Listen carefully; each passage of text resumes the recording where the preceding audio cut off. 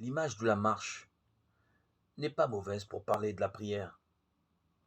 Sa pratique ressemble beaucoup à la démarche de tous ceux qui partent en pèlerinage ou vers d'autres horizons. Les premiers jours en sont bavards, le corps se plaint qui a oublié les longues marches que pratiquaient nos ancêtres.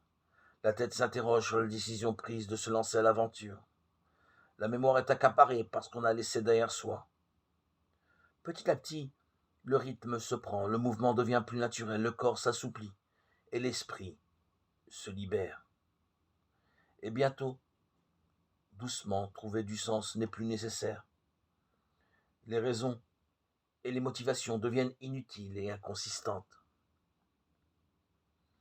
On vit tout simplement, et dans cette paix retrouvée, dans cet équilibre restauré, dans ce contentement, le silence ouvre sa voie.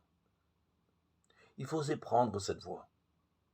Elle conduit à la découverte de l'ami, à la découverte d'un supplément, d'un surcroît, d'un excès de paix, d'équilibre et de contentement. C'est le propre du mystère de Dieu, de ne jamais être loin et de nous précéder toujours. C'est le propre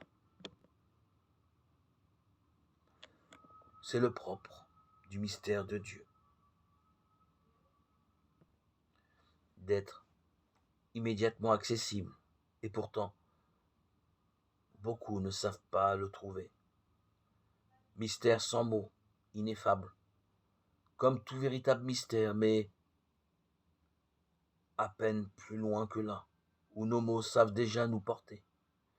Il nous faut qu'un petit pas de plus, un petit saut dans l'au-delà des mots.